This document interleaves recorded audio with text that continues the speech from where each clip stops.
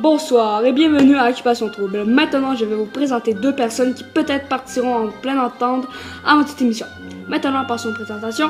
À ma gauche, il y a le chef des SAMI de Russie-Ninki et à ma droite, la présidente des exploitations naturelles de tourisme, Madame Tremblay. Maclo. Bonsoir. J'ai oublié de vous préciser que vu que M. Ninki parle la langue finno-royenne, nous mettrons des sous-titres quand il parle. Bonjour, autrefois, mon peuple s'appelle les Lapons. J'habite dans la région arctique et subarctique du nord de l'Europe.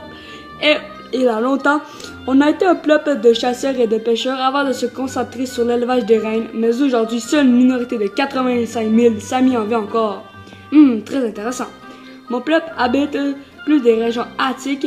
Les Samis étaient à l'origine nomades vivant sous les tentes en été dans des huttes de troubles plus solides pendant les saisons froides. Certaines continuent de vivre sous la tente, mais la plupart ont des logements modernes. Intéressant. Qu'en pensez-vous, Madame Tremblay? Oui, mais cela n'empêche pas de construire de tous nos bâtiments. Qu'en pensez-vous, Ninki?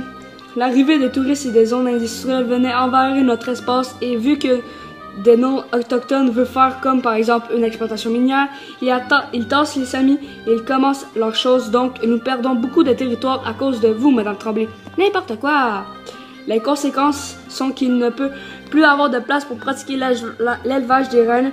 Nous pourrons nous-mêmes commencer leur exploitation et ils pourraient faire plein d'argent et commencer à créer des zones touristiques et tout ça d'autres peuples dans le monde, comme par exemple la crise d'Oka. Les Mohawks étaient en train de perdre leur cimetière à cause d'un agrandissement du golfe.